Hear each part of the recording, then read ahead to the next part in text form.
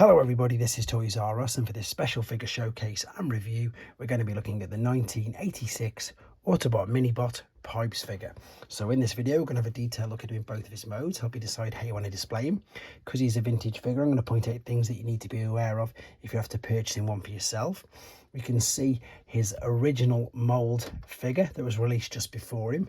We can, again, this is one of my favorite figures, and thanks to Pipes we never would have had this particular figure. So we're going to have a quick look at him, and we can of course see some other much better or updated versions of him, shall we say, through the generations toy line. So as I start to pop these away, I'd like to remind anybody who's not subscribed to this channel, if you'd like to hit that subscribe button for me now please, because it really will help me out. So as I said at the beginning of the video, he is a minibot, and he was originally released in 1986. So that was the last year of the minibots. And all of the figures, apart from Wheelie, all of the mini-bots, shall I say, apart from Wheelie, were extensive retools of an original 84 bot. Now, in this particular case, that was Huffer. So you can pretty much see the similarities straight away. Apart from the different colour scheme, you've got to look at the smokestacks. Pipes are rounded, and Huffers, of course, are, I don't know what sort of shape they are, but maybe more traditional sort of smokestacks. With him being an 86 bot, he has a rub sign. Some of the 84 bots didn't have rub signs, but because he's 86, he does. So if you're after one for yourself, chrome can be one of the worst things on these figures. This particular version, you can see the chrome is near enough come completely off that particular smokestack. That's why he's in the alternate mode. And in robot mode, you can see it sort of makes a difference. It's not the be all and end all. Other things to be aware of is corrosion inside here. To be honest, everything else apart from the obvious white sun fading, you can pretty much get away with this figure. This can sometimes come off, but it is easily clipped back on. So we'll have a look at the packaged one in a minute.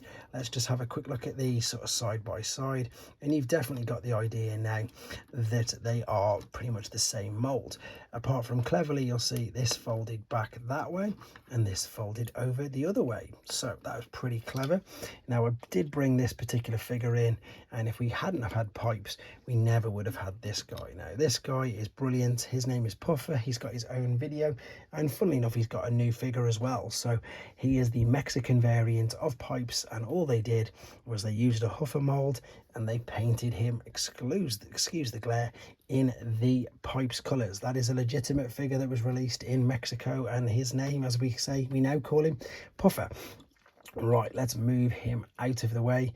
The alternate mode is super basic. It is a bit like a chibi style figure, which again is like super deformed, and again you've got the chrome on the front, which is something to be aware of.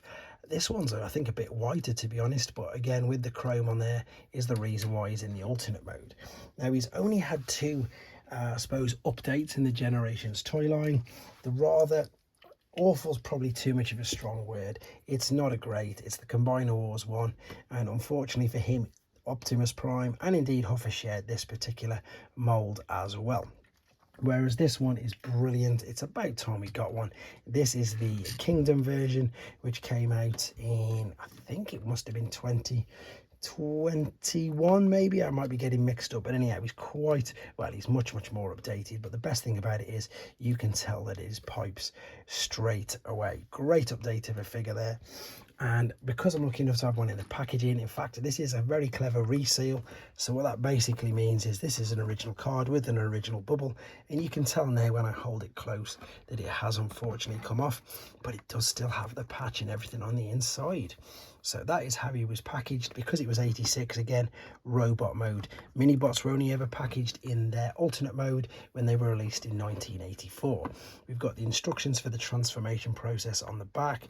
We've got the 85 battle scene on the back there, which is of course the Dinobots and Jetfire. His tech spec is there, and if you're wondering if this is a reissue or a knockoff card, because you've got the copyright all the way along there, that lets you know that it's an original. But I think, to be honest, that's pretty much all there is to say with regards to this lovely little figure.